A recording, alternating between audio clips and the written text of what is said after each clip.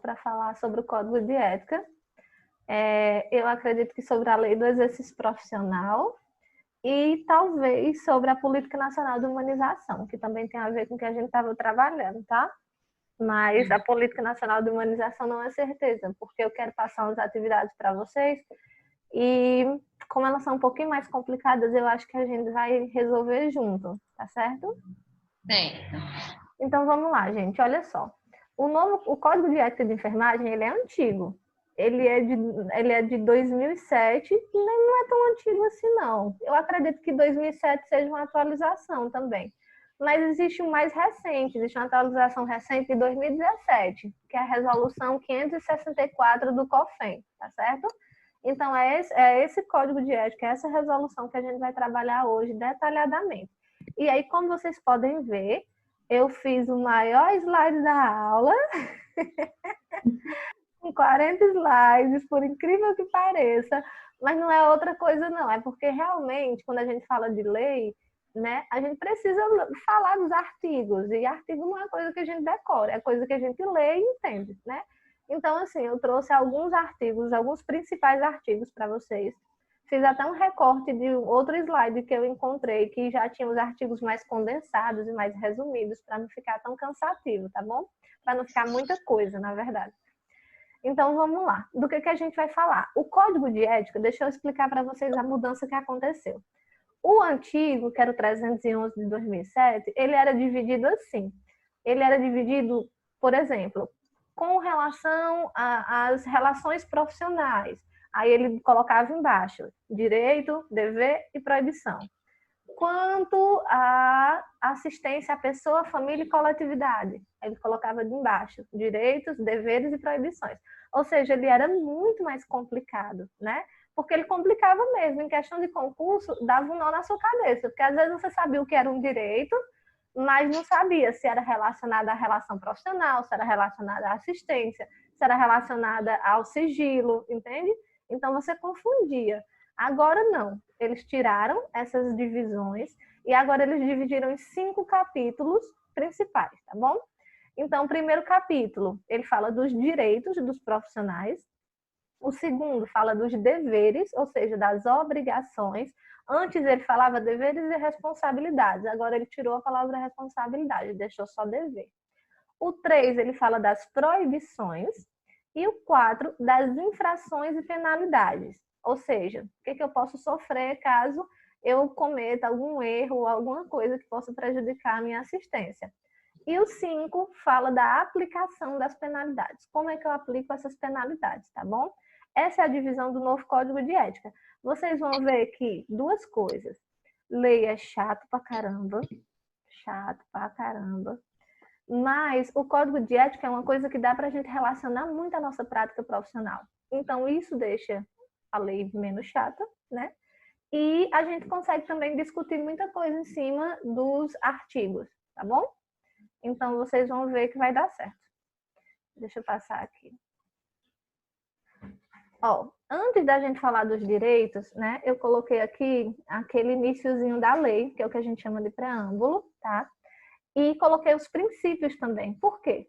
Porque eu acho que não só porque cai em concurso, tá, gente? Eu pesquisei umas provas de técnico de enfermagem ontem, né? Eu estava olhando e eu vi que a maioria tem questões de código de ética.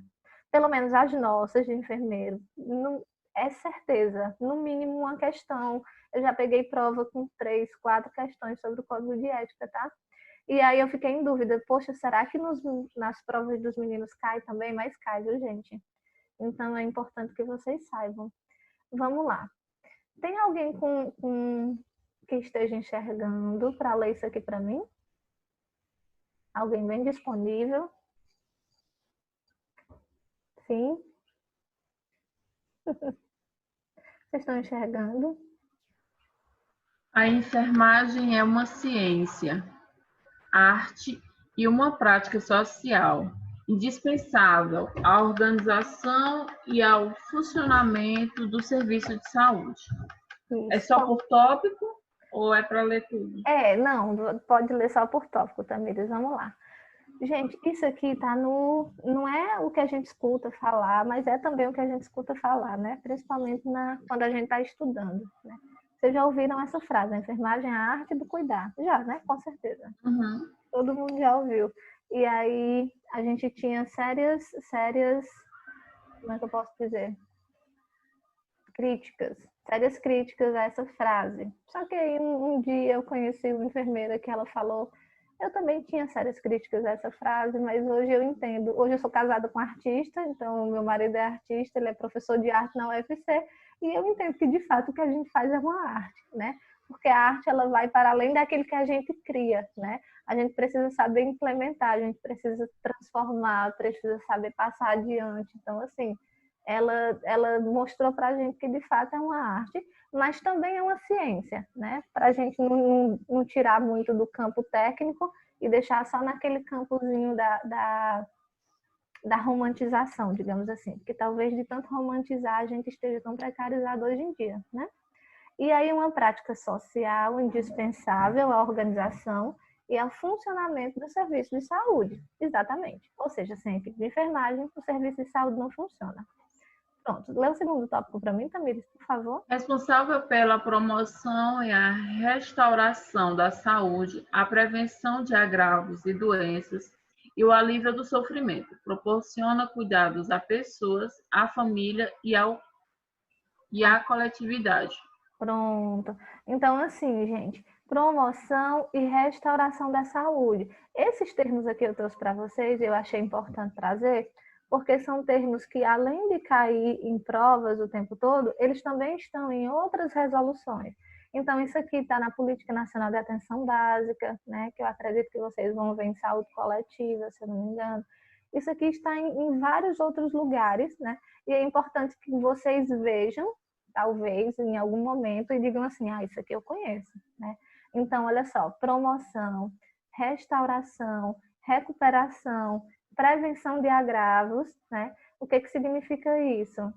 Significa que além de prevenir, de cuidar, de tratar, a gente precisa falar sobre a prevenção de agravos, ou seja, para não agravar aquele estado de saúde da pessoa que a gente está prestando assistência, tá bom?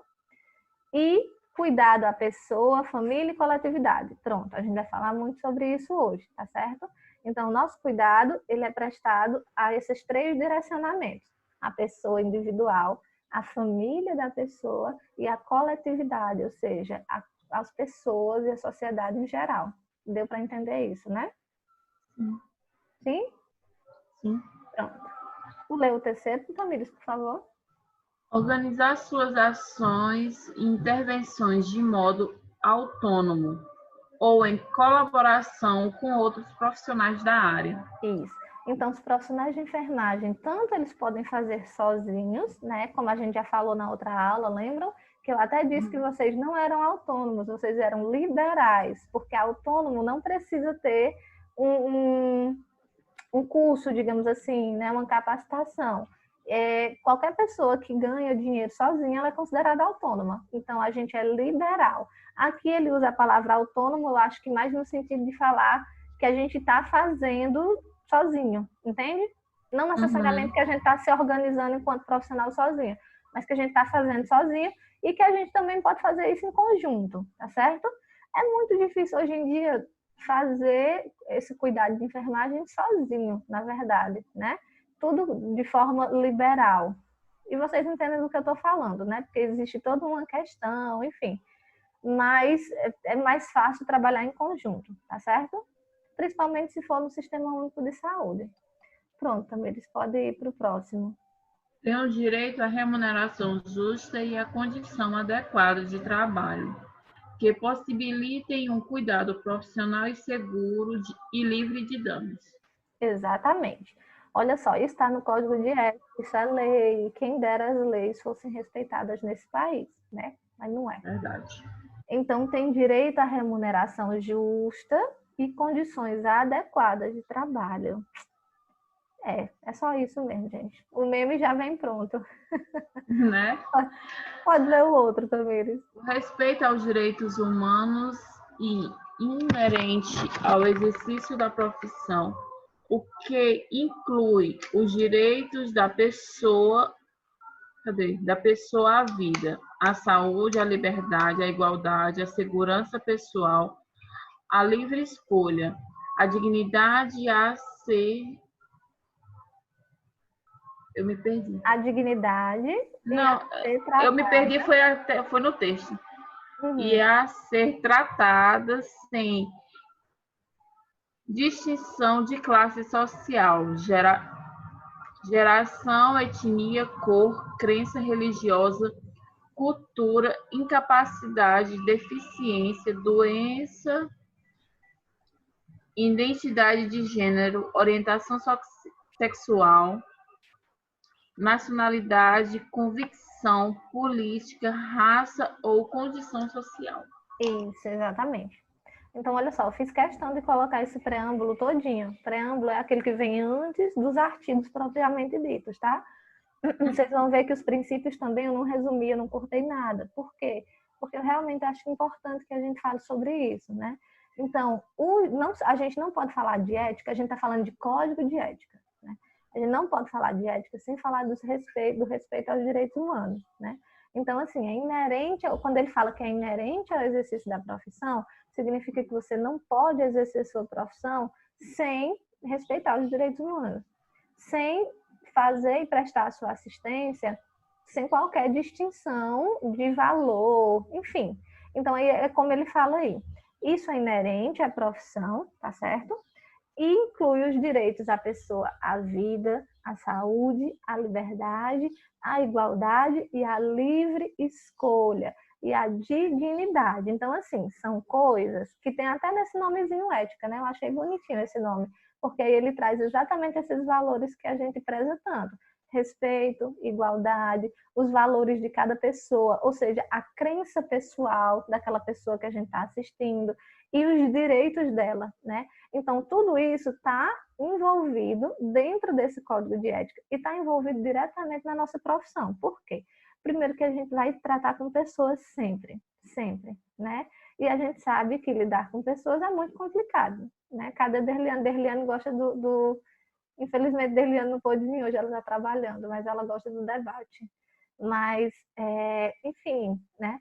Lidar com pessoas a gente sabe que é complicado. E a gente não pode, vocês vão ver aqui hoje, em nenhuma hipótese, né, colocar aquilo que a gente acredita ou fazer distinção daquilo que a gente acredita quando a gente estiver prestando a nossa assistência, tá certo? E aí, tanto faz, gente. Esse código de enfermagem, ele não é só para enfermeiro, não. Ele é para a equipe profissional de enfermagem. Falei para vocês, enfermeiro, auxiliar, técnico, parteiro, obstetriz, tá bom? Então, todo mundo é regido pelo mesmo código de ética e todo mundo precisa seguir essas leis. E mais do que essas leis, né? Eu acho que é de consciência, aliás, todo mundo aqui sabe que muitas vezes o que acontece? A gente coloca aquilo que a gente acredita na frente daquilo que a gente está fazendo. E às vezes é natural, né? É natural. Mas isso não pode acontecer, né? Por N questões. Porque senão a gente vai acabar fazendo distinção, e aí a gente vai tratar a pessoa como a gente acha que ela deveria ser tratada. Gente, isso é uma questão tão grande. Olha, eu trouxe umas questões aqui para a gente debater, não é questões de marcar, não. São questões atuais, e aí que a gente vai poder conversar sobre isso, mas que é tão real assim na nossa prática profissional, sabe? Por exemplo, deixa eu trazer aqui logo, começar logo uns embates, né? Vocês viram aquela polêmica do Drauzio Varela, né, recentemente, que ele fez uma reportagem para o Fantástico, eu acho que todo mundo viu, né?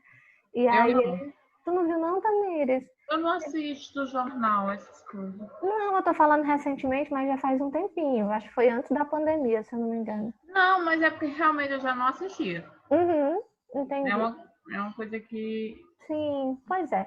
Ele faz um trabalho nos presídios, desde sempre, né? Então ele... Já conhecia esse trabalho que ele tem. Exatamente, ele faz trabalho nos presídios, e aí agora ele estava gravando um quadro novo no Fantástico, que falava também que todo domingo era sobre um tema diferente. Era algo assim. E aí teve um domingo que ele foi visitar uma prisão e foi falar sobre as transexuais, como era a vida das pessoas trans dentro dos presídios, né, do Brasil. E aí ele fez umas reportagens com algumas pessoas específicas, né, contou a história dessas pessoas. E aí, em determinado momento, ele perguntou para uma moça, eu esqueci o nome dela, perguntou há quanto tempo fazia que ela estava lá presa, né? E aí ela respondeu 6 anos, se não me engano. E há quanto tempo você está sem receber visita? E aí ela respondeu 5 anos. Acho que era assim, o tempo que ela estava presa, ela não recebia visita. E aí nessa hora ela quis chorar, e aí ele falou, deu um abraço nela, falou solidão, né, minha filha? Virou até um meme, né? Tudo que a gente fala, a gente diz solidão, né, minha filha?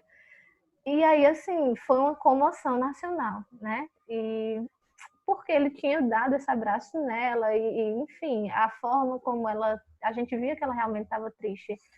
E aí, outro dia, 2 dias depois, alguém descobriu que ela estava presa porque tinha estuprado e matado uma criança e tinha escondido o corpo da família, alguma coisa assim. E aí foi toda aquela, né, aquela descomoção. Então, aquela crítica e tal. Eu deveria ter separado esse vídeo para vocês, eu vou já procurar, você encontra. E aí foi toda uma crítica em cima dele, em cima do Fantástico, em cima da Rede Globo, e não sei o quê, não sei o quê.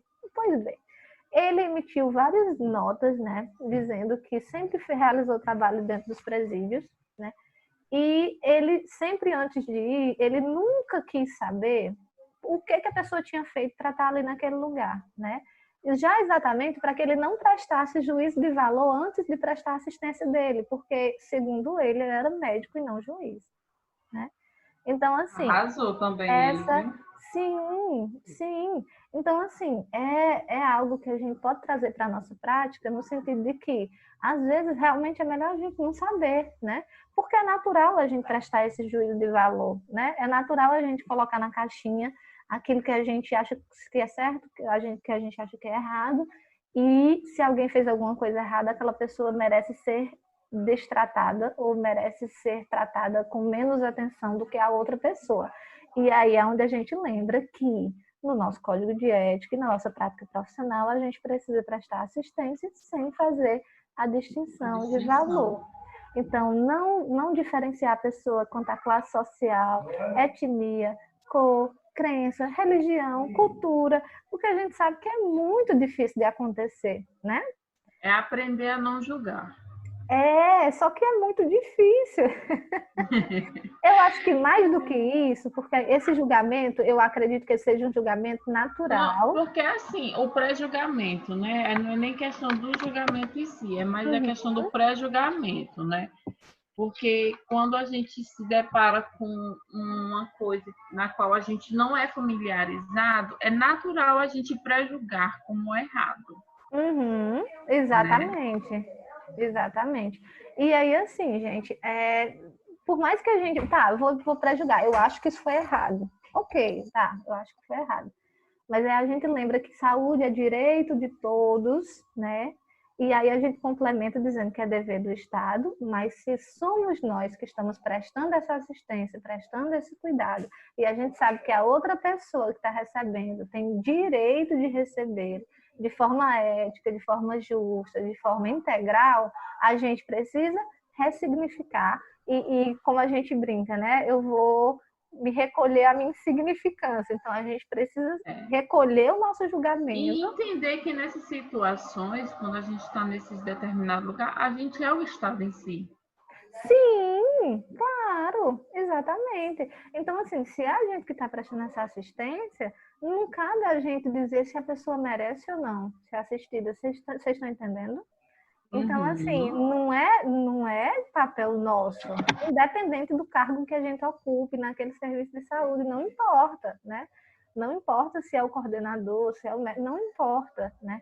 A gente precisa assistir as pessoas de forma integral, de forma justa, de forma universal, e a gente precisa recolher aquilo que a gente acredita, a nossa insignificância. Então, assim, é mais fácil a gente fazer isso quando, de fato, a gente não sabe quem é que a gente está assistindo. É mais fácil. Vamos por mim, Uhum. né? Eu acho que o Drauzio falou isso. Não sei se ele teria agido da mesma forma se ele soubesse, por exemplo, o motivo pela qual ela estava presa, né? Mas eu acredito que sim, né? Porque assim, no momento em que a gente está fazendo algo que é como ele disse, ele falou assim, não, primeiro ele disse que não entendia por que tanta comoção, né? No outro dia ele falou, gente, eu não entendo por que tanta comoção. Eu dei um abraço nela. Eu vi que ela estava precisando de um abraço, eu dei um abraço. Foi só isso que eu fiz. Eu fiz o que qualquer pessoa faria. Mas, na verdade, não, né? Talvez as outras pessoas não fizessem. E aí, depois, né, da comoção, ele falou que, olha, eu prefiro não saber o que as pessoas fizeram, porque eu sou médico, eu não sou juiz, né? Então, não estou lá para julgar, eu estou lá para prestar assistência, para cuidar das pessoas. Então, é isso, gente. Eu acho que essa parte ficou bem clara, né? Eu trouxe aqui uns princípios fundamentais para a gente discutir também e coloquei até em negrito umas partes que eu achei que eram importantes, tá bom? Então, olha só, a enfermagem é comprometida com a produção e gestão do cuidado. Essas partes que estão em negrito são as partes que a gente vai discutir porque são coisas que estão no nosso dia a dia. Então, a gente produz cuidado e a gente também faz a gestão desse cuidado, ou seja, a gente organiza esse cuidado. E esse cuidado ele é prestado nos diferentes contextos socioambientais, culturais, ou seja, é prestado lá no presídio, né? Quando eu estava estagiando, não tinha quem quisesse ir para o presídio. Gente, aqui já está avisando os 10 minutos, então daqui a pouco a gente vai mandar outro link, tá? Quando eu estava estagiando, não tinha quem quisesse ir para o presídio, gente, era incrível. A enfermeira que cobria a área do presídio, ela mesma não tinha coragem de ir. E aí eu falei assim, olha, meu sonho é ir para o presídio. Então, assim, você se organize e você deixa a gente ir com a nossa preceptora. E a gente fazia atendimento lá, a gente achava incrível, porque a gente fazia prevenção, a gente fazia campanha de vacinação. Eu achava incrível. Quando a gente ia, a gente almoçava por lá. Quem fazia o almoço eram as próprias detentas, algumas que podiam ficar transitando lá dentro porque tinham bom comportamento, né? Então elas podiam fazer o almoço, eram elas que organizavam tudo. Então a gente almoçava lá, sabe? E a gente via uma realidade completamente diferente. Gente, agora não, né? Porque a cadeia de Iguatu, ela não existe mais, né? Ela foi transferida. Não sei se a cadeia feminina ainda tá, né? Não lembro. Mas Onde é que fica a cadeia feminina de Iguatu? eles ficavam juntos. A feminina e masculina ficavam no mesmo espaço que eu digo, no mesmo prédio, né? Era separado. Ficava ali no final da 15 de novembro. Não, pronto, onde é o presídio é em frente à casa da minha sogra. Mas eu tô dizendo assim, eu não sabia que lá era misto. Sim, tem uma partezinha mais para cá, que é das mulheres, e a parte dos homens são os pavilhões maiores. E a parte das mulheres é triste, gente. É tipo, uma salinha bem pequenininha, um quarto bem pequenininho para um monte de mulher. Enfim, é um negócio assim bem, sabe? E assim, é importante quando a gente se disponibiliza a prestar assistência nesses lugares, né? Porque aí é quando você vai aprendendo a deixar de lado todo aquele, não é nem preconceito, mas todo aquele julgamento que você tinha, né? Todos os conceitos, tudo aquilo que você acreditava. Então, você vai começando a desconstruir isso. Pronto. Eu acho que é isso. Essa é a palavra, né? Quando você entende que você precisa desconstruir muita coisa em você para que você sirva o outro, e aí eu vou falar essa palavra servir mesmo, que prestar assistência em saúde é servir, é serviço, né? Então, quando você entende que você precisa fazer isso, muita coisa. Então, a gente está falando de produção, gestão de cuidado e de desconstrução. Eu devia ter botado essa palavra bem grande aqui no slide. Desconstrução, que é para a gente aprender toda vida que a gente empacar numa assistência, porque a gente acha que aquela pessoa não merece, a gente lembrar que a gente precisa desconstruir aquilo que a gente está fazendo em prol de algo muito maior, né? Então, vamos aqui para o segundo ponto. O profissional de enfermagem atua com autonomia, olha aí, ó, em consonância com os preceitos. Quando ele fala em atuar com autonomia, não é aquele negócio de você trabalhar sozinho, não. Não é eu acho que essa questão da autonomia é porque quando você tem um controle das tuas ações. Sim, exatamente. É você fazer, tipo assim, você fazer aquilo que você acha certo, né? Você tem autonomia de tomar as decisões. Em consonância com preceitos éticos e legais, claro, né? Porque você também não pode fazer o que você acha certo, à torta e à direita, e ferindo, né, esses preceitos éticos. E técnico científico, teórico filosófico, exercendo atividades com competência para a promoção do ser humano na sua integralidade. Então, olha aí, outro princípio do SUS, ver o ser humano como um todo, tá bom? Na sua assistência integral. De acordo com os princípios da ética e bioética, vamos lá, com ênfase nas políticas de saúde que garantam universalidade, a gente já falou sobre isso. O que é isso? Todo mundo vai ter acesso ao serviço de saúde porque ele é universal. Então, ele é para todos, sem distinção de classe, tá bom? Ele é para o índio lá eu ia dizer o índio lá da Amazônia, mas no Ceará a gente tem várias tribos indígenas também. E ele é para o estrangeiro que chegou de outro país e que precisa usar o serviço de saúde. Ele vai ter direito a esse acesso. Então, de acordo com a integralidade da assistência, resolutividade, preservação da autonomia das pessoas, e aí isso é importante, a gente não pode, de novo, se colocar no pedestal do suposto saber e achar que a assistência que a gente está prestando é a única que é certa, é o que vai melhorar a vida da pessoa e não levar em consideração que aquela pessoa precisa ter autonomia e que ela pode decidir sobre o que ela quer ou sobre o que ela não quer para ela, entende?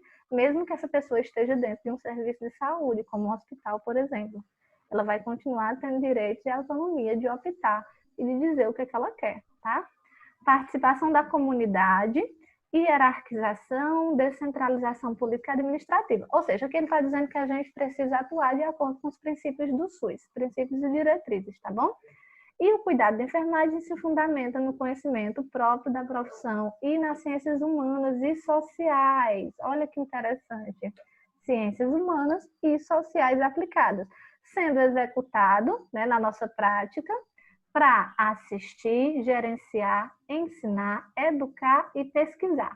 Isso é tudo que a gente pode fazer enquanto profissional. A gente pode assistir, que na maioria das vezes é o que a gente faz, a gente pode gerenciar, ensinar, educar e pesquisar, tá bom? Pesquisar é interessante, porque a gente acha que enfermeiro não pesquisa, mas quando a gente vai olhar as plataformas de artigos científicos, só o que tem artigo feito pela enfermagem. É bem legal. Vamos lá, gente, dos direitos. A gente está com 3 minutos aqui, né? Mas aí a gente vai começar a falar dos direitos, tá certo? Okay. Eu já tô falando feito... Como é que pode, hein? De que adianta fazer um slide de 40 slides e a pessoa no 5º slide já ocupar metade da aula? Vamos lá. Dos direitos, é direito nosso exercer a enfermagem com liberdade, segurança técnica, científica e ambiental e autonomia. Gente, preste atenção. Quando a gente vai falar de direito, dever e proibição, vamos pensar um pouquinho nas questões de concurso. Se a gente fala de questão de concurso, isso fica muito confuso. Eu pelo menos, confundo muito o que é direito e o que é dever. Mas aí eu tenho uma tática, eu sempre pergunto. Eu pego a pergunta e falo assim, isso é direito meu, sabe? Ou então, isso é obrigação minha? Porque se for obrigação minha fazer, se eu tiver a obrigação de fazer isso, então isso é um dever, isso não é um direito, entende? Aí eu fico pensando, não, isso é um direito meu? Então, esse é muito fácil perguntar, né? Exercer a enfermagem com liberdade, segurança técnica, ou seja, você trabalhar tendo liberdade para tomar as suas decisões, segurança técnica, porque você sabe o que você está fazendo, segurança científica e ambiental, ou seja, o ambiente que você está trabalhando te dá segurança para realizar o teu trabalho, autonomia para tomar as suas decisões e ser tratado sem discriminação de qualquer natureza, segundo os princípios e pressupostos legais, éticos e dos direitos humanos. Ou seja, isso é um direito nosso. Dá para perceber quando é direito, não dá? Pelo menos assim, nesses que eu coloquei para vocês, que eu achei que são os principais, eu acho que dá para a gente entender bem o que é direito e o que é dever. E se vocês estiverem confundindo, vocês me falam, tá certo? Mas aí esse aqui é tranquilo, né? É direito nosso exercer a nossa profissão com segurança, sem ser discriminado, né? Isso é básico. Vamos lá, o artigo 2 diz que é direito nosso exercer as atividades em locais de trabalho livre de riscos e danos e violência física e psicológica à saúde do trabalhador. Se vocês vissem isso aqui numa prova, exercer atividades em locais livre de riscos, aí vocês poderiam perguntar: é proibido exercer a atividade em um local que seja livre de riscos e danos, livre de violência? Óbvio que não. Vocês podem perguntar: é obrigação minha exercer o meu trabalho, a minha atividade, sem sofrer violência física e psicológica, sem sofrer de um adoecimento, né, da síndrome de burnout? É obrigação minha? Não, não é obrigação sua, né? Mas é um direito seu. Ou seja, você tem o direito de exercer as suas atividades de forma livre, de forma que você não adoeça. Então, vamos lá. É um direito nosso enquanto profissional de enfermagem. Como eu falei para vocês, né? Exercer a atividade livre de riscos e danos e de violência física e psicológica à saúde do trabalhador, em respeito à dignidade humana e à proteção dos direitos dos profissionais de enfermagem. O artigo 4º diz o seguinte: participar de prática multiprofissional, interdisciplinar e transdisciplinar, que a gente já tinha falado na primeira aula, se eu não me engano, vocês lembram? Então, todas essas práticas que envolvem outros profissionais e outros conhecimentos, a gente tem o direito de participar dessas práticas com autonomia, liberdade, observando os preceitos éticos, tá bom? Associar-se e exercer cargos e participar de organização da categoria e órgãos de fiscalização do exercício profissional atendidos os requisitos legais. Ou seja, é um direito nosso, não é um dever nosso se associar nessas entidades e nesses cargos. Tipo assim, se filiar no sindicato ou participar de uma comissão que seja do Corém ou do COFEM. Não é obrigação nossa fazer isso, mas é um direito. Se a gente quiser, a gente participa. Se não quiser, a gente não participa, tá bom? Vamos lá. Outro direito. Pronto. Esse daqui eu queria que vocês prestassem atenção, porque cai muito em concurso e é uma pegadinha. Vamos lá. O que é um direito nosso? Aprimorar seus conhecimentos enquanto profissional. Técnico científico, ético político, socioeducativo, histórico e cultural que dão sustentação à prática profissional. E por que você colocou esse dever na frente, Tari? No artigo 55 já é um dever da gente, enquanto profissional, aprimorar os nossos conhecimentos em benefício do outro. Vejam só onde é que está o pulo do gato. A gente precisa aprimorar os conhecimentos? Precisa, né? Fazer cursos, como a Tamira estava dizendo, fazer um curso para poder se especializar nisso, se especializar naquilo, se aprofundar naquele conteúdo que a gente gosta, né? Fazer um curso de urgência e emergência. Para aprimorar o meu conhecimento enquanto profissional, isso é um direito meu. Se eu quiser, eu faço. Vocês podem pensar um direito assim: se eu quiser, eu posso fazer. Se eu não quiser, eu não sou obrigada a fazer. Isso é um direito, tá bom? Então, é um direito nosso se especializar e aprimorar nossos conhecimentos éticos, políticos, socioeducativos, históricos, culturais, para nossa prática, ou seja, em benefício nosso. Mas quando for em benefício do outro, em benefício da pessoa, família e coletividade, isso não é mais um direito, isso é um dever, tá? Olha a diferença. É obrigação sua se especializar em benefício do outro, da pessoa que você está assistindo, tá certo? É uma obrigação sua. Agora, se for para benefício próprio, eu quero fazer esse curso, vamos colocar um exemplo. Eu estou trabalhando, eu fui colocada no centro cirúrgico de um hospital grande, né? E aí eu não tenho nenhum curso específico, eu vi muito por cima durante o meu curso, eu não sei muito bem, eu não tenho muita prática. Então, eu quero, enquanto profissional, fazer um curso de instrumentação cirúrgica, tá? Que eu posso fazer. Que eu quero aprender. Pronto, eu quero fazer porque eu quero aprender. É um direito seu fazer para aprender. Agora, você está lá no centro cirúrgico e você vai instrumentar uma cirurgia, é obrigação sua se especializar e se aprofundar, aprimorar seus conhecimentos naquilo que você está fazendo, porque você está prestando assistência para outra pessoa, entende? Então, é um dever seu se aprimorar, porque você está fazendo isso em benefício de outra pessoa, que é da pessoa, família ou coletividade, tá certo? Deu para entender isso? Sim. Deu para entender, né? Essa diferença de direito e de dever? Uhum. Muito similar, mas É dá muito, para entender. é muito similar porque são iguais. Praticamente. O enunciado é igual. Mas aí é só vocês pensarem, é só o pulo do gato, minha gente. É em benefício próprio? É para mim, enquanto profissional? Tá, é um direito. Eu posso fazer, eu não posso fazer. Tanto faz.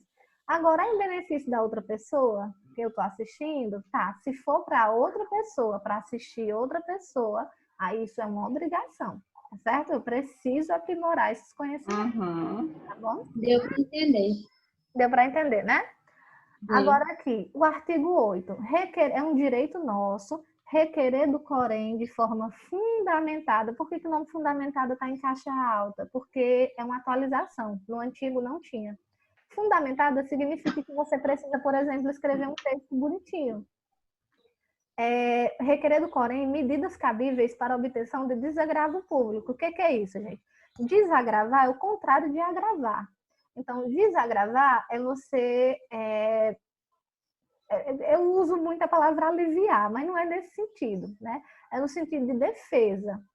Por exemplo, alguém te ofendeu no exercício profissional, enquanto você estava trabalhando. Alguém foi lá e te ofendeu, te agrediu verbalmente ou até mesmo fisicamente.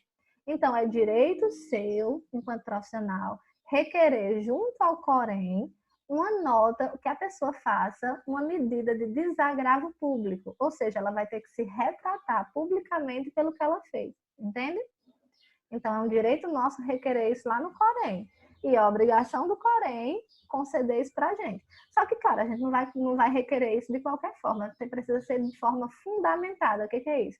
A gente precisa organizar documentos que provem que a pessoa agravou você publicamente. Entendeu? Então, em decorrência de ofensas sofridas no exercício profissional ou que atinge a profissão. Pode ser de forma geral também, não precisa ser só com você, não. Por exemplo, um político foi para a televisão. Pronto, isso já aconteceu um dia desse. Deixa eu lembrar com quem foi. Foi com um artista? Não. Teve um cantor. Teve um cantor. Não, foi não. Ave Maria. Teve um cantor que fez um clipe um dia desse e ele usou a imagem de uma enfermeira, foi alguma coisa assim. Claro que usou a imagem com cunho sexual, aquela coisa sexualizada.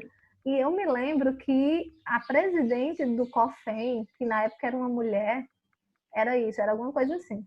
Ela foi a público, né, exigir uma retratação pública, ou seja, ela foi exigir um desagravo público, que é praticamente uma retratação, né? Para que a pessoa possa se retratar, assumir que tá. E esse cantor assumiu. Eu não sei se foi o Eduardo Costa, gente. Eu posso até ver para vocês depois, mas achei bem interessante, porque de fato é isso. Então, pode ser relacionado à profissão como um todo, mas pode ser com você especificamente. Se alguém te ofendeu no exercício de trabalho, é direito seu, né? Recorrer junto ao Corém do seu estado, que é o conselho. Eu botei até aqui embaixo para a gente lembrar. Corém, Conselho Regional de Enfermagem. Todos estados têm um Corém, tá bom? COFEM é Conselho Federal de Enfermagem. Só existe um COFEM que fica localizado lá em Brasília, a sede dele é em Brasília. A Irine, quem se cadastra no COFEM tem que se cadastrar no Corém também? Não, porque na verdade o COFEM você não se cadastra, né? É assim, o COFEM ele é um órgão federal, né? Então, não existem pessoas cadastradas no COFEM. O COFEM ele é responsável por tomar medidas a cunho nacional, que sejam a favor da profissão, mas de cunho nacional. Lá no Distrito Federal, existe um Corém do Distrito Federal, entendeu? Para resolver essas questões. É assim. Então, quem é de lá, quem é de... Então, assim, por exemplo, eu sou cadastrada no Corém, daqui do Ceará, mas eu vou trabalhar no Rio Grande do Sul. Aí você precisa tirar outro Corém. Aí eu preciso tirar outro Corém. E, gente, isso é um enlinhado tão grande, porque assim, Rio Grande do Sul ainda é distante. Mas imagina, aqui em Cajazeiras, na Paraíba, né, que é a 1 hora do Iguatu, você arrumar um emprego em Cajazeiras, você vai precisar tirar outro Corém. E aí fica a cargo seu. Ou você cancela o Corém do Ceará, né? Ou então você paga as 2 anuidades, a do Ceará e a da Paraíba. Não, aí você não tem salário não, né? Só... Não, tem não. Você trabalha só para O pagar a 13º é só para pagar a anuidade. Exatamente, somente, né? E se você tiver 13º, porque se você estiver trabalhando por cooperativa, você também não tem não, né? Ainda tem detalhe. Exatamente. Então, gente, ó, o artigo 11 é direito nosso formar e participar da comissão de ética de enfermagem, bem como de comissões interdisciplinares da instituição que a gente trabalha. Claro, né? Que se a gente quiser participar, a gente pode. Se a gente não quiser, a gente não precisa. E o artigo 12 disse que abster-se de revelar, esse aqui é importante, abster-se de revelar informações confidenciais de que tenha conhecimento em razão do seu exercício profissional. Ou seja, é direito seu não informar nada que seja confidencial a qualquer pessoa, independente de quem seja essa pessoa. Então, pode ser o prefeito, o papa, o filho da Xuxa. Se você tem posse de uma informação que é confidencial, né? O que caracteriza uma informação confidencial? Uma informação que o paciente pediu para que não fosse revelado, ou, por exemplo, quando eu fui fazer o percurso de rede no CMA. Vocês conhecem o CMA em Iguatu? Que é um centro de referência que faz acompanhamento de pessoas com infecções sexualmente transmissíveis e HIV, né? Lá no CMA é tudo muito sigiloso, porque é direito da pessoa que foi diagnosticada como portadora do vírus de HIV não dizer que tem, né? É direito, isso está em lei, tá? Está em lei, não é só... Fazia pré-natal, não sabia que era mais voltado para essa parte, não. É porque, assim, lá funciona no mesmo prédio. Aí lá são 2 programas. Existe o programa IST, HIV/AIDS. E saúde da mulher. E existe o programa de saúde da mulher, exatamente, que faz o pré-natal de alto risco, né? Exatamente. Então funciona no mesmo prédio, mas são 2 programas diferentes. É porque a gente chama tudo de CMA, entendeu? Então a gente coloca num balaio só. Mas, enfim, eles trabalham muito com essa questão da privacidade, né? De informações confidenciais. E tudo lá é muito sigiloso, né? Então, assim, se vem alguém da China, né, dizendo que um papel oficial, né, solicitando informação que seja confidencial, é direito seu não revelar, tá bom? E aí a gente vai ver que existe uma obrigação lá na frente, existe um dever, mas ele é um pouquinho diferente desse daqui. Esse daqui é um direito. Você pode escolher fazer ou não. Aí as consequências vão ver depois, entendeu? Mas você pode escolher, você pode se abster de falar. Principalmente se o paciente pedir. O paciente pediu para você não falar alguma coisa a fulano, então é direito seu escolher falar ou não, tá bom? Agora sim, gente, esse revelar informações confidenciais, preste atenção. Se for uma informação que a gente precisa colocar no prontuário, que precisa estar em prontuário, ou, por exemplo, a gente vai ver lá na frente, né, que foi até acrescentada agora, uma informação que coloca a vida da pessoa em risco, né, tipo violência doméstica. A pessoa disse a você que estava sofrendo violência doméstica e pediu para você não contar para ninguém. Se está colocando a vida dela em risco, é dever seu, enquanto profissional, solicitar ajuda ou então comunicar algum órgão competente, tá certo? Isso não é mais direito. Se coloca a vida da pessoa em risco, não é mais direito seu. Eu vou escolher se eu digo ou não, se eu fuxico ou não. Não. Entendeu? É dever seu. Fuxico e pronto. Fuxico e pronto.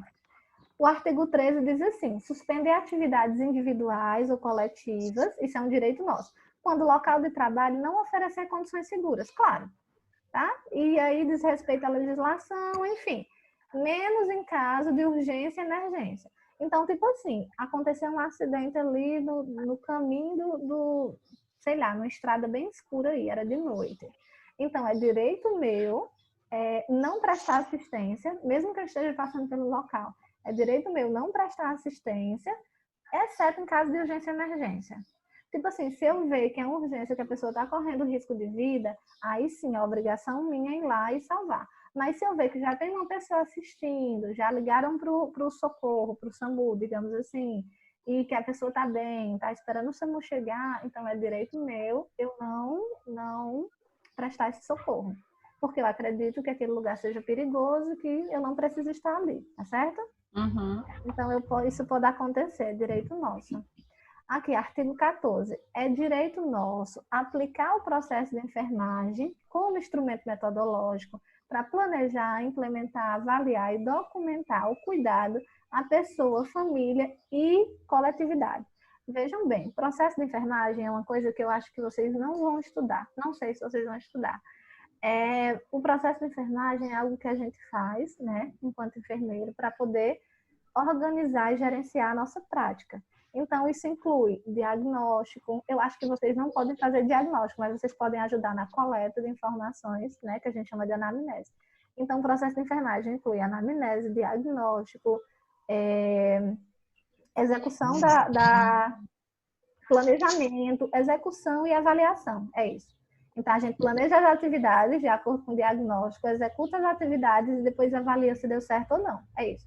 Eu acho que dessa etapa do processo, vocês participam da primeira, que é a coleta de dados ou anamnese. Vocês podem participar.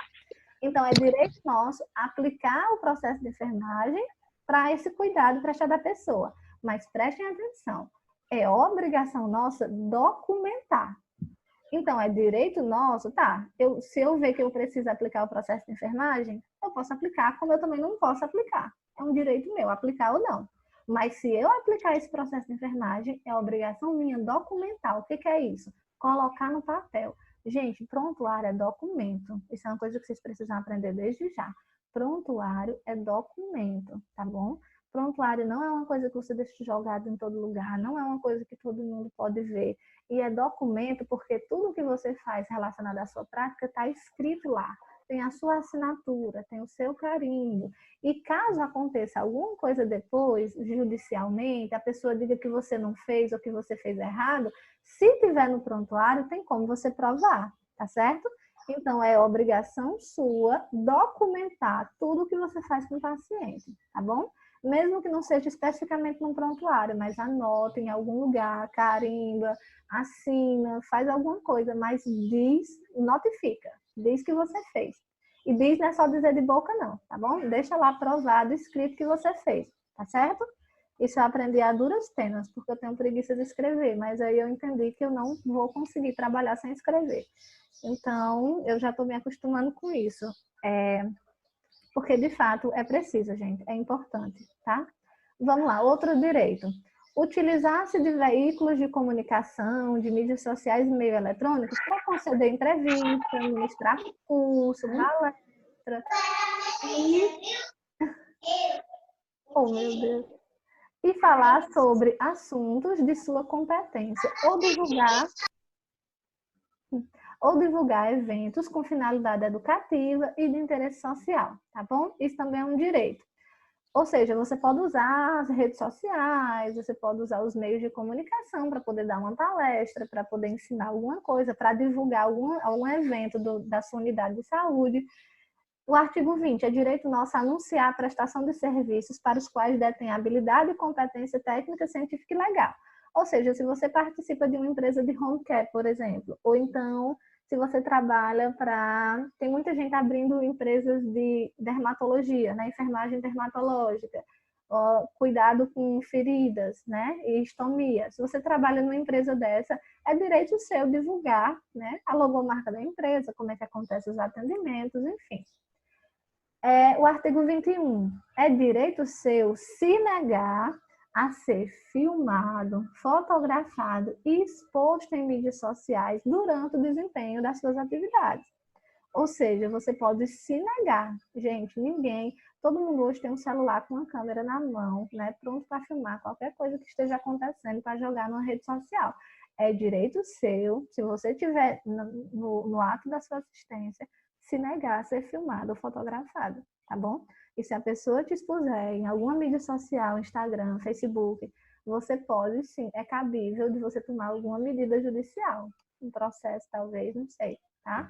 porque no código de ética da gente diz que é direito nosso se negar a ser filmado, tá bom? Vocês entenderam isso aqui, né? Tá todo mundo entendendo? Tá todo mundo ouvindo? Vocês me deem um retorno, Sim. pelo amor de Deus, para não estar falando sozinha. Vamos Só lá. eu entendi, Zé. Oi? Não, tá só nós duas? Não, acho que não. Não, tá a Cris e a Ana A Carla. Cris tá, as meninas estão. Gente, Ah, tá. Porque nós não fala, mulher, eu não falo. Cris, ela só assiste. A Cris faz igual aquele gatinho, eu só observo, eu só observo. Eu tive até que desligar tudo, porque minha filha tá aqui perturbando. ela só observa. Gente, então assim, os direitos são tranquilos, né? Deu para entender mais ou menos. Eu peguei os principais, era basicamente isso. Agora aqui, os deveres, a gente vai para as obrigações. O que é obrigação minha enquanto profissional de enfermagem? O artigo 24.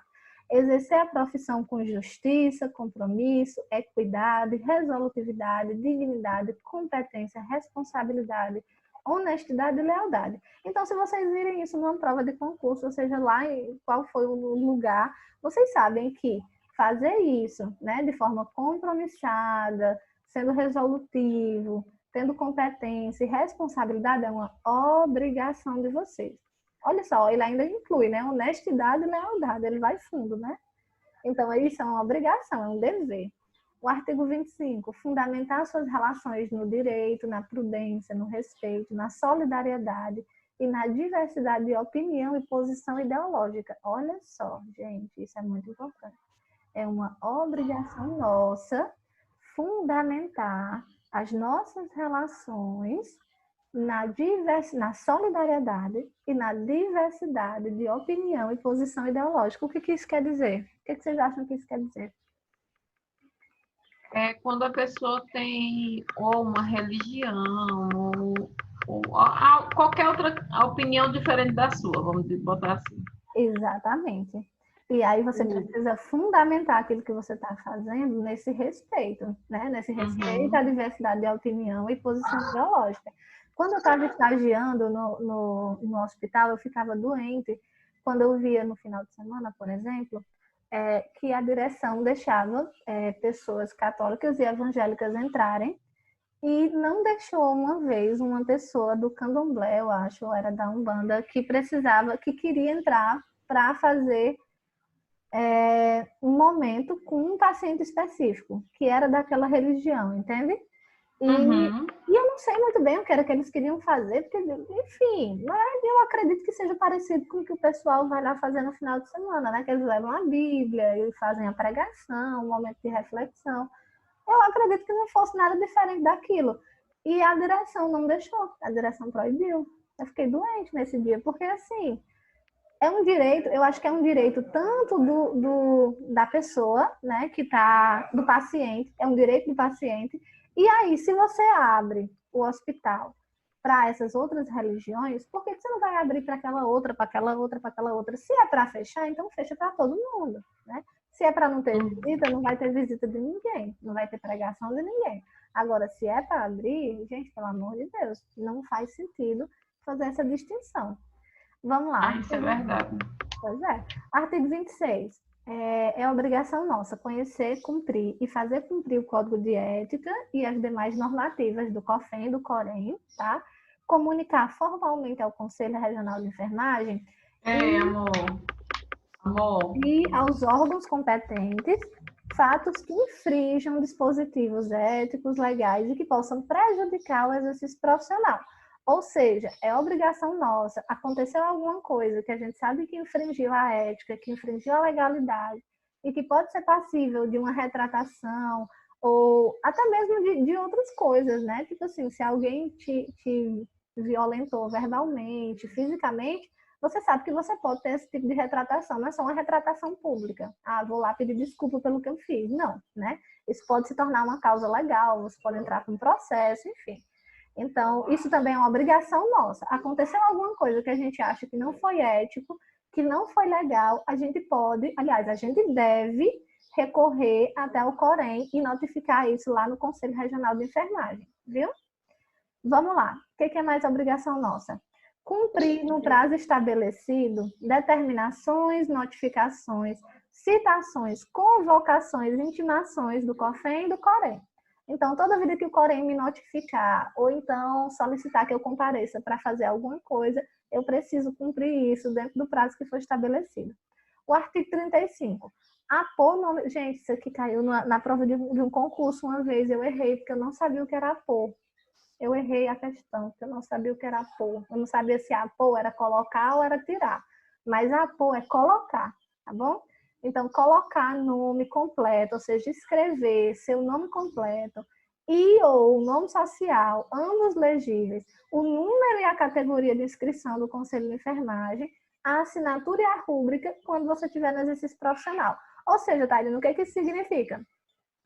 Preste atenção nisso, tá? Significa que é obrigação nossa, é dever nosso, colocar lá, quando a gente estiver trabalhando, colocar o nosso nome completo, tá bom? Ou o nome social, o número do nosso cadastro no COREM, tá bom? Que a gente chama de número do COREM, e a assinatura e a rúbrica em cima, tá bom? É obrigatório o uso do carimbo? Não. O uso do carimbo é facultativo. O que é isso? Você pode usar, mas você pode não usar, tá bom? Não é obrigatório que tenha o carimbo, mas é obrigatório que tenha o nome completo, o número do COREM e a rúbrica, tá certo? Esse nome completo não precisa ser completo, não. Pode ser só o nome social, mas que tenha o número do COREM e a rúbrica em cima, tá bom? E aí pode ser com carimbo ou sem carimbo. Deu para entender isso, né? A vantagem do carimbo é porque ele já vem com o nome completo, tudo direitinho, e você só rubrica, né? É porque assim, muita gente acha que, por exemplo, não deu tempo eu comprar um carimbo, ou eu esqueci meu carimbo não sei aonde. E aí a pessoa acha que porque esqueceu o carimbo, não vai poder trabalhar naquele dia, entende? Pode, você pode, desde que tudo que você faça, você coloque o nome completo ou o nome social, o número do registro e a rúbrica. Vai dar bem mais trabalho, né? Mas Tem aí que aprender a rubricar. Exatamente. Maria, tu não sabe rubricar. Não. Você tem que aprender. Eu criei uma rúbrica para a Anderson, mas não consigo fazer uma para mim. Mulher, pois tá bom de você fazer, viu, Tamires? Então, gente, olha só, esse parágrafo é só falando do uso facultado do carimbo, que você pode usar ou não, tá bom? E quando for prontuário eletrônico, que hoje em dia tá se disseminando, né, os prontuários eletrônicos, a assinatura tem que ser certificada, que é aquela assinatura eletrônica, né? Eu não sei como é que eles certificam a assinatura eletrônica, mas enfim, tem que ser certificada.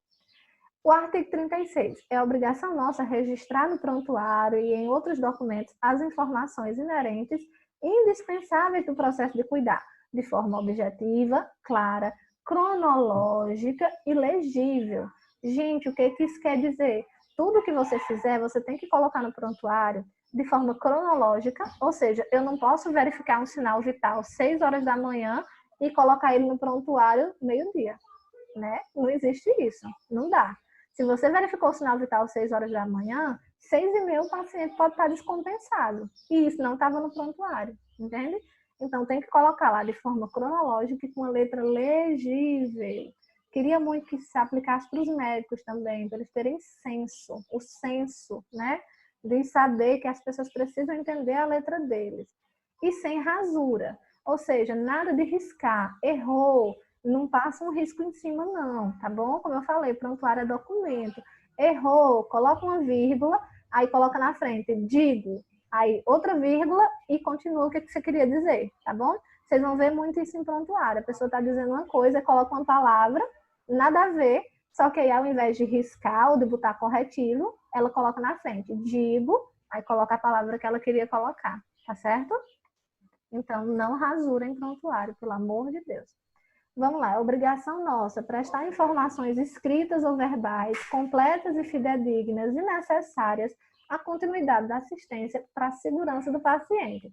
Ou seja, tudo que o paciente nos perguntar, a gente precisa prestar essa informação de forma clara e fidedigna. Não é o que eu acho. Não, eu acho que vai ser assim. Não, para a preparação desse exame. Não, eu acho que você precisa fazer isso e isso. Não. Se você não sabe, olha, eu não sei te dizer com certeza, mas deixa eu só me informar ali, aí eu venho já aqui e te digo, entendeu? Então, essas informações precisam ser claras e fidedignas, até para a segurança do paciente. Porque às vezes você diz alguma coisa que você acha, ele leva para a vida dele aquilo que você acha e aquilo que você acha era errado, né? Então, isso pode prejudicar ele de alguma forma. Vamos lá. Então, é obrigação nossa esclarecer a família, a pessoa, família e coletividade a respeito dos direitos, dos riscos e benefícios da assistência. Então, toda vida que for fazer alguma coisa, tem que dizer o que está fazendo, para que serve e o que pode acontecer com aquilo, né? Não, olha só, eu vou retirar essa sonda, né? Eu vou retirar essa sonda vesical. Pode doer um pouquinho, né? Vai ter que ficar prestando atenção. Vamos, então assim, sempre esclarecer as pessoas o que você está fazendo, para que você está fazendo, tá bom? E não se preocupem não, que quando vocês não esclarecerem, o familiar vai perguntar, não tem nem perigo. E vão ficar direto lá, moço, o soro acabou. Moço, o soro tá acabando, o que é que eu faço? É insuportável. Enfim, são coisas da prática profissional que vocês vão se acostumando com o tempo. Então, vamos lá. É obrigação nossa orientar a pessoa e a família sobre o preparo, os benefícios, riscos e consequências dos exames e outros procedimentos. Foi o que eu acabei de dizer para vocês. Prestar assistência de enfermagem sem discriminação. Olha só, de novo, gente, vocês estão vendo que no Código de Ética é o tempo todo batendo na mesma tecla, né? Prestar assistência sem discriminação, não julga, não, enfim. Respeitar o direito do exercício da autonomia da pessoa. Gente, isso é muito importante. Ou se tem um representante legal, caso a pessoa não possa se expressar, na tomada de decisão, livre e esclarecida sobre a sua saúde, segurança, tratamento, conforto e bem-estar. Aí vem um parágrafo único dizendo assim: respeitar as diretivas antecipadas da pessoa no que concerne às decisões sobre cuidados e tratamentos que desejam não receber no momento que estiver incapacitado e expressar livre e autonomamente suas vantagens. O que isso quer dizer, gente? Que a gente tem que respeitar o desejo da pessoa, o desejo do paciente. Se ele disse que não quer esse procedimento, ele não quer esse procedimento, tá bom? É para isso que existe nos serviços de saúde um termo que a gente chama de termo de recusa. Quando o paciente se recusar a participar do procedimento, você pede para ele ir lá e assinar. Olha, você vai assinar, dizer que você está se recusando a passar por esse procedimento. Porque aí você se respalda profissionalmente, né? E depois a culpa não vem para você. Porque aí depois é muito fácil você dizer, olha, eu insisti, mas ele não quis. Tá, mas ele não quis, mas ele não estava no serviço de saúde, então ele é responsabilidade do serviço de saúde, entende? Então você vai lá, pede para ele assinar o termo de recusa, mas sempre lembrando que a gente precisa respeitar a autonomia dele. Se ele está dizendo que não quer, ele não quer. E se ele não disse, mas se ele disse antes, por exemplo, né, que é o parágrafo único, antes de conseguir falar, ele disse, olha, eu não quero que isso aconteça, que não quero. Vamos colocar um exemplo aqui? Vamos pensar em alguma coisa? Olha, eu não quero ser levado... Não, ser levado para o hospital não, porque aí na casa da pessoa ela está em casa, então é direito dela ir ou não ir. Mas, pronto, se a pessoa está no hospital, né? E aí ela está internada e o quadro se agrava. Ela diz assim, olha, eu não quero ser levada para a UTI. Não quero, não me leve na UTI, não me bote na UTI, né?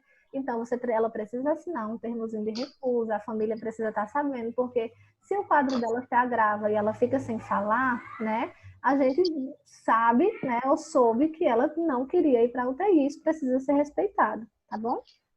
Essas questões éticas são as mais complicadas, gente, porque, assim, entra muito daquilo que a gente conhece, o que a gente acha que é certo enquanto profissional, né?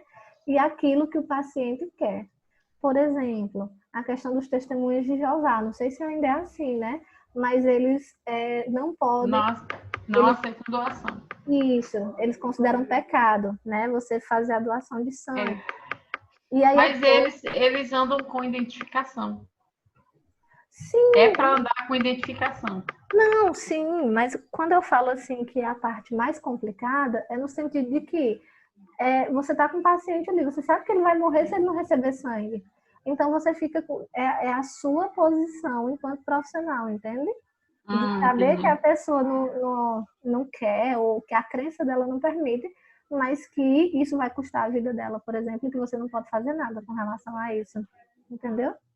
Entendi. Já vi alguns casos de profissionais se colocando em risco, colocando a profissão em risco, porque fez a doação, né? E aí, não vou deixar essa pessoa morrer. Mas aí é uma questão, a questão de não vou deixar uma pessoa morrer por causa disso, mas aí vem que é uma violência contra a outra pessoa também, né? Sim, é verdade. Da mesma forma que eu já vi mulheres serem completamente destratadas por chegarem na unidade de saúde tendo induzido o aborto, por exemplo, né? E aí tentou fazer o aborto, teve alguma complicação, hemorragia, alguma coisa do tipo. E eu já vi casos de violência mesmo, assim, no sentido de que, quem mandou ela fazer? Deixa ela lá, sofrendo um pouquinho. Entende? Eu já ouvi, Também já vi isso lá na obstetrícia. né? Então, assim, são casos que a gente fica, gente, eu não acredito que isso está acontecendo. Porque, assim, gente, não é problema nosso, entende? O que a pessoa fez ou o que a pessoa deixou de fazer. Não é problema seu enquanto profissional, você não tem nada a ver com isso. Você está ali para prestar a sua assistência de forma humana, de forma qualificada. Por isso que o Drauzio diz, né, que prefere não saber o que as pessoas fizeram para estar ali na cadeia, porque, de fato, para que isso não interfira na prática profissional dele, né? E eu acho que é isso que tem que acontecer. Não importa o que a mulher fez, ela está sentindo dor, então ela tem direito de ser atendida, né? E de ser atendida bem, de ser atendida de forma humana. Enfim, eu fico, sabe? Mas aí também as pessoas, é porque as pessoas julgam o ato, mas não param para ver também o porquê daquele ato. Né? Também tem muito disso. É a questão, justamente vem a questão do pré-julgamento. Exatamente. Gente, é dever nosso, obrigação nossa se recusar a executar, aprendo para vocês, né? É dever nosso, ou seja, obrigação nossa, se recusar a executar uma prescrição de enfermagem e médica na qual não consta assinatura e número de registro do profissional prescritor, exceto em situação de urgência e emergência. O que isso significa? Alguém prescreveu alguma coisa lá, uma medicação, colocou lá na receita e tal, mas não assinou, não colocou o número de registro, não colocou nada. Então, a gente pode, aliás, a gente pode não, olha só, a gente deve, se é dever, a gente tem a obrigação de se recusar a executar aquela prescrição. Não vou fazer essa medicação sem saber quem foi que prescreveu. Porque se acontece alguma coisa com o paciente, se ele tem algum efeito colateral, algum efeito danoso, a culpa vai ser da gente que realizou, né? Que executou a prescrição, tá certo? A não ser que seja caso de urgência e emergência. Como assim, Tarina? Em caso de urgência e emergência, acontece muito do médico só pedir para você realizar a medicação tal, né? Porque está ali naquele momento de urgência e emergência, a pessoa está sofrendo risco, está correndo risco, né? E aí você pode executar essa prescrição dessa medicação sem uma prescrição formal, sem um carimbo, sem uma assinatura. Ali pode, tá bom? Mas em outros casos não pode, tá certo, gente? É proibido. O que a gente tem que fazer? A gente tem que se recusar a prescrever. Aliás, desculpa. A gente tem que se recusar a executar essa prescrição, tá? Vamos lá, tem um parágrafo aqui. O profissional de enfermagem deverá recusar-se a executar essa prescrição de enfermagem médica no caso de identificação ou erro ou ilegibilidade. Olha aí. Devendo esclarecer com o prescritor, registrando no prontuário. Ou seja, se você não entendeu o que era que estava escrito na receitinha, linda, né? E ilegível que o médico fez, eu falo médico, mas tem enfermeiro também com uma letra ruim pra caramba, viu? Se você não entendeu, você deve se recusar. Gente, eu preciso parar de falar poder. Poder é direito. Quando você pode, ou você não pode, se você não quiser. Isso é direito. Dever, você deve se recusar a executar essa prescrição, tá certo? Então, prestar atenção nisso, tá bom? E aqui, é vedado ao profissional de enfermagem o cumprimento de prescrição à distância, exceto em caso de urgência e emergência também, conforme resolução. Bom, aqui são para os profissionais enfermeiros, né? Então, o cumprimento de prescrição. Aliás, para vocês também. Ligou para fulano de tal e disse assim, faça aí não sei o quê. Faça medicação tal, né? Assim? Então, assim, se for uma prescrição à distância, se não for uma prescrição formal, se não for um caso de urgência e emergência, a gente deve se recusar a executar essa prescrição, viu? Esses casos excetos, né? Quando ele fala exceto, ele está abrindo uma exceção. Essas exceções são só para casos de urgência e emergência, quando o paciente está correndo risco de vida, tá bom? E aqui, é dever nosso prestar assistência de enfermagem promovendo qualidade de vida à pessoa e à família no processo de nascer, viver, morrer e no luto. Então, a gente precisa prestar essa assistência de forma qualitativa, né, para que isso tenha qualidade. Parágrafo único. Nos casos de doenças graves, incuráveis e terminais com risco de morte, em consonância com a equipe multiprofissional, oferecer cuidados paliativos. Vocês já ouviram falar em cuidados paliativos? Vocês sabem o que significa? Sabem, gente? Vocês sabem o que significa cuidados paliativos? Eu não sei, não. Cuidados paliativos são aqueles cuidados para melhorar a qualidade de vida da pessoa, quando você sabe que aquela doença ela não tem mais jeito, né? Então, você sabe Tá terminal, né? É um estado terminal. Você sabe que a pessoa... Eu sabia terminal, mas essa palavra aí não. Pronto, Jefinha, é isso mesmo. Você sabe que a pessoa vai evoluir para óbito, né? Não tem mais o que fazer, não tem mais o que ser feito. Já foi tentado de tudo. E aí você vai prestar agora a ela cuidados paliativos. Todos os cuidados para prestar uma melhoria na qualidade de vida dela, enquanto ela estiver vivendo, né?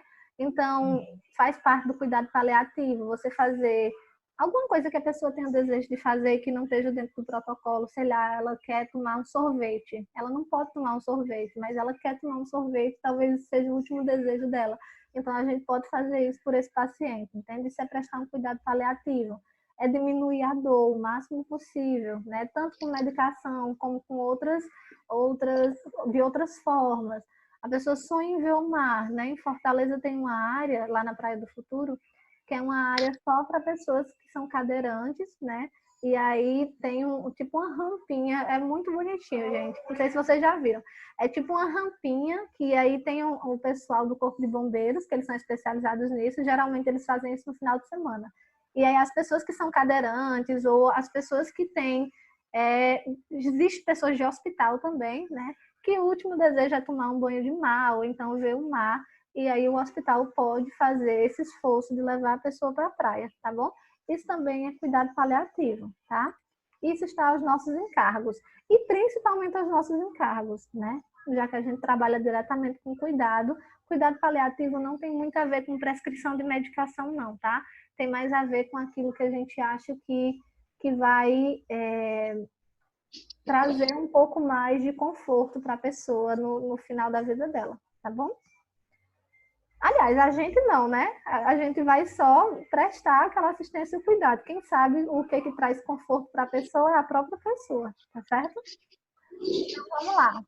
Esse artigo 52, gente, eu não sei para que eu botei esse artigo 52, mas vamos lá, porque ele tem vários parágrafos, mas ele fala do sigilo, como eu falei para vocês, né? Vocês lembram que é um direito nosso se abster, né?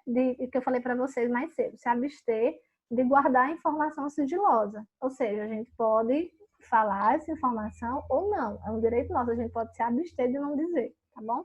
Mas aí é uma obrigação nossa manter o sigilo sobre um fato que tenha conhecimento em razão da atividade, menos em casos previstos na legislação ou por determinação judicial. Ou seja, se o juiz exigir que você preste aquela informação, né, que você diga aquela informação, aí você vai ter que dizer, tá bom? Fora o juiz, não tem vereador, não tem prefeito, não tem autoridade nenhuma que faça com que a gente, enquanto profissional de saúde, preste essas informações se elas forem sigilosas, tá bom? E aí eu coloquei uma observação desse parágrafo 5, que foi exatamente o que eu falei para vocês sobre os casos da Lei Maria da Penha, né? Quando se trata de violência doméstica e familiar contra uma mulher adulta, se a mulher está correndo risco de vida e a gente sabe que ocorre, né? Quando é caso de violência doméstica, a gente tem a obrigação, né? Esses parágrafos aqui são as exceções. A gente tem a obrigação de romper com esse sigilo, tá bom? E aí a gente precisa comunicar isso. Ou à polícia, ou a...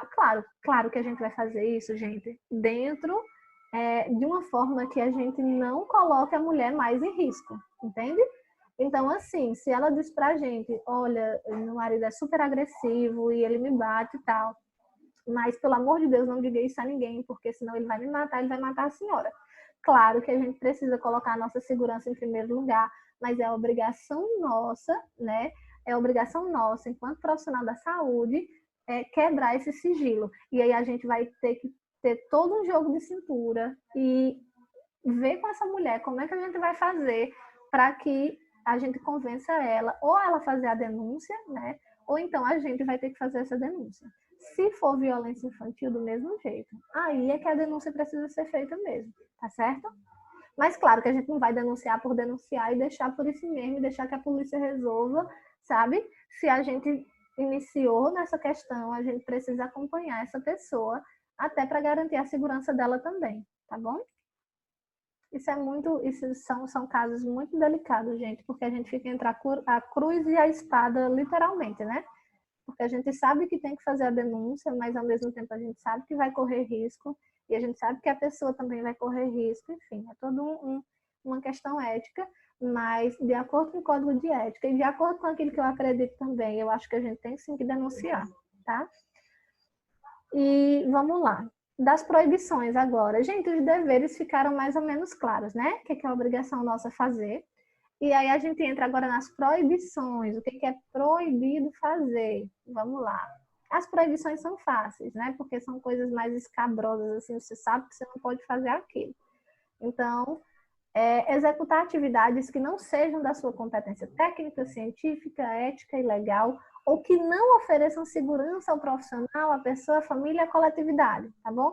Então, você é proibido de executar qualquer coisa que você não tenha segurança para fazer, tá? Ah, eu não tenho segurança de fazer esse procedimento, então não faz. Você está proibido de não fazer. Não é que você tem o direito de escolher fazer ou não, não. É uma proibição, tá certo? Se você não tem segurança técnica, científica, ética, você não faz, tá certo? Porque você não vai colocar em risco a segurança do paciente. E até a sua própria, colocar na reta, né, o seu próprio exercício profissional, tá bom? O artigo 73 diz que é proibido provocar aborto, cooperar em prática destinada à interrupção da gestação. Ou seja, provocar ou cooperar, tá certo? E existem 3 casos em que o aborto é legalizado no Brasil, né? Que é em casos de fetos Estropo. Isso, casos anencéfalos e... Deixa eu ver se eu coloquei o outro, Tamires. Coloquei não. São 3... Ah, eu acho que tem aqui, deixa eu ver. Deixa eu afastar aqui a câmera. Nos casos permitidos pela legislação, o profissional deverá decidir de acordo com... Não tem. Mas, enfim, são três momentos. É quando ou a criança é anencefala ou traz riscos de vida à mãe. Mas eu acho que tem outra coisa. Mas, enfim, por mais que esse código de ética seja muito atual, ele é de 2017, eu vi que teve uma resolução recente Eu vi que teve uma resolução recente, agora, semana atrasada. Eu fiquei até de trazer, eu até pensei em trazer para vocês e passou pelo sentido, colocar no slide. Eu vi que teve uma resolução proibindo nos 3 casos, proibindo todos os casos, então proibindo geral. Eu não sei ainda se foi uma coisa que já foi aprovada, se já passou pelo Congresso, se passou pelo Senado, eu ainda não sei, tá? Eu posso até trazer para vocês na próxima aula, mas eu vi que não existem mais casos onde o aborto é permitido legalmente no Brasil, tá? E aqui, gente, ele abre um parêntese, né? Ele diz o seguinte, que é proibido a gente cooperar com essa prática ou praticar o aborto, né? Cooperar com a prática de interromper a gestação, menos nos casos da legislação. Só que mesmo que esteja dentro da legislação, a gente pode escolher participar ou não, né? A gente pode, como ele está dizendo aí, ó, deverá decidir de acordo com a sua consciência sobre a participação, desde que seja garantida a continuidade da assistência. Ou seja, desde que a assistência seja garantida, seja continuada, né? A pessoa que está ali dentro da legislação que precisa praticar o aborto, você pode escolher ou não participar, mas sabendo que tem outra pessoa para te substituir, tá certo? Se só tiver você, você vai ter que fazer, tá bom? Eu acho interessante abrir esse parêntese, porque abre um parêntese para respeitar também a crença das pessoas, né? Apesar de achar que aborto não é uma questão de crença, é uma questão de saúde pública, eu acho que é interessante você respeitar a crença de cada profissional em querer participar ou não. Acho interessante e, ao mesmo tempo, acho que abre brecha para casos de violência, como eu falei para vocês, violência verbal, essa violência que a gente encontra todos os dias aí nos hospitais, né? Principalmente com relação à mulher. Eu tenho minhas críticas, mas acho, por hora, eu acho que é isso mesmo, né? Que a pessoa pode escolher participar ou não, tá bom? Das proibições, bora lá. É proibido promover ou participar de prática destinada a antecipar a morte da pessoa. O que a gente chama isso? Eutanásia. Vocês já ouviram falar nessa expressão? Eutanásia, já ouviu falar, Zefinha? Não. Eu já. Tem um país que é permitido, né? Sim, Como é? A palavra é eutanásia. Eutanásia é quando a pessoa decide que ela vai morrer. Ela decide sobre a própria morte. Então, ela decide como ela quer morrer, a forma que ela quer morrer e a hora que ela quer morrer. Tem um país que tem várias clínicas de morte assistida, que eles chamam, né? Que são pessoas que têm, geralmente são pessoas que têm doenças neurodegenerativas, né? Doenças crônicas que não têm cura e que a pessoa vai evoluindo para um quadro que a gente chama de estado vegetativo, né? A pessoa não consegue mais andar, não consegue falar, enfim, não consegue mais realizar suas atividades.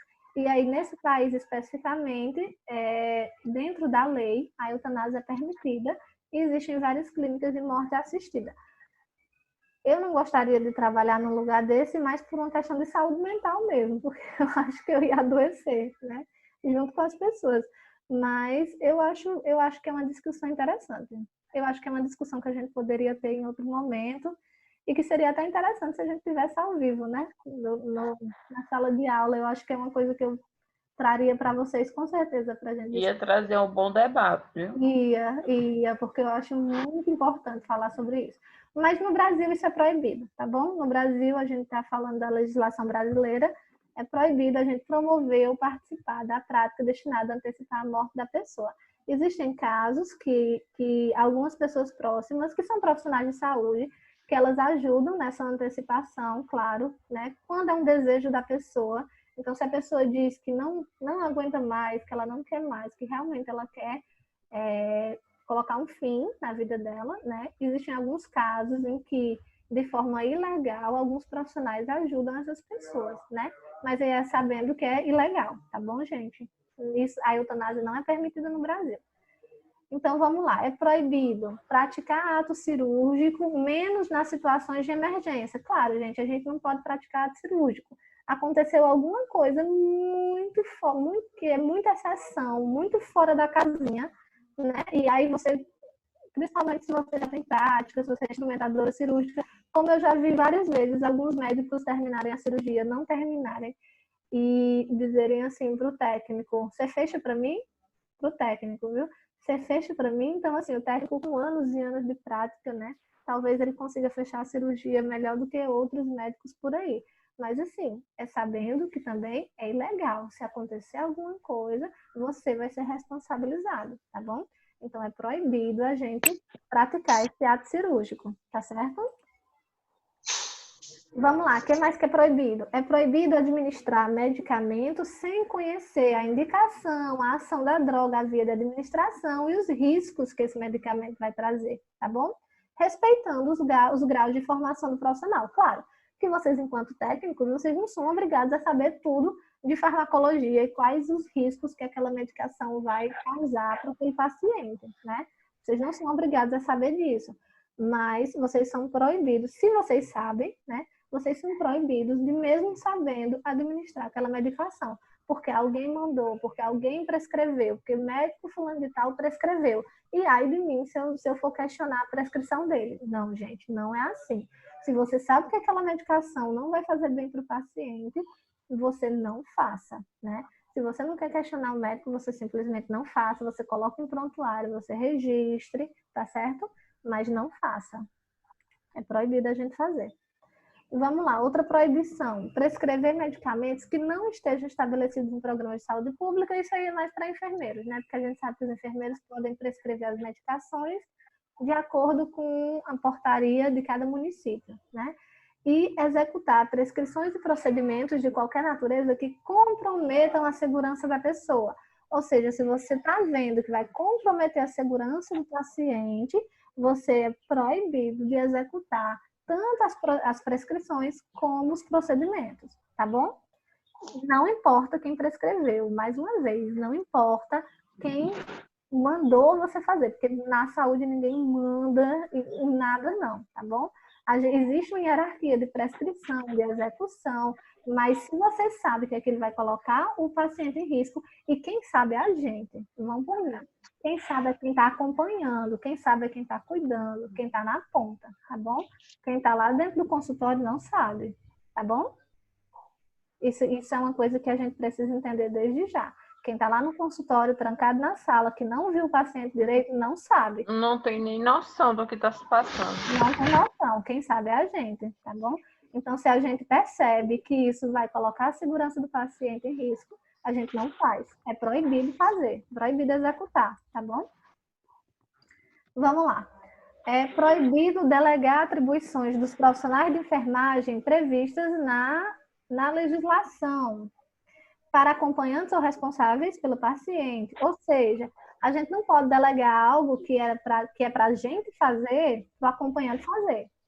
Claro que existe, em alguns casos, né, de forma acordada, digamos assim, você tem vários pacientes para dar de conta, inúmeros pacientes para dar de conta. Você pode falar, não, aquele paciente tem um cuidador com ele. Ou então, porque às vezes existe isso, né? Da família contratar alguém para ficar acompanhando a pessoa no hospital, né?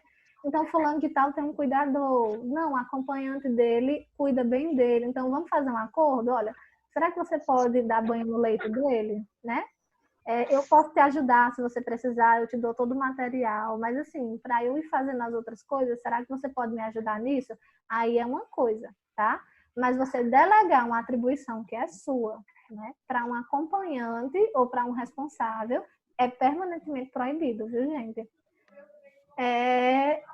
Tá. Aí aqui o parágrafo único fala só que nesses casos, a exceção desses casos é na atenção domiciliar. Claro que na atenção domiciliar a pessoa está em casa, então, querendo ou não, ela vai ter o apoio daquela pessoa que cuida dela, né? Aí é outra coisa. Mas no serviço de saúde, você não pode delegar a sua função para aquela pessoa fazer, não, tá bom? Isso é errado e é errado pra caramba, tá certo? Gente, deixa eu conversar aqui com vocês. A gente está nas infrações e penalidades, tá certo? É o último capítulo do Código de Ética. Só que aí eu queria combinar com vocês para a gente encerrar aqui, porque eu acho que... Eu não sei, eu acho que eu vou para o Iguatu daqui a pouco, não tenho certeza ainda. Mas eu queria pedir para a gente continuar sobre as infrações na próxima aula. Pode ser? Pode sim. Pode? Pode, Pronto. pode ser. Então, na próxima aula, a gente encerra o Código de Ética, fala das infrações e penalidades, que é uma coisa que cai muito em concurso, muito, muito mesmo. Mais do que direito e dever, as infrações caem. E aí a gente inicia a lei do exercício profissional. E eu vou também... Tu vai mandar algum exercício?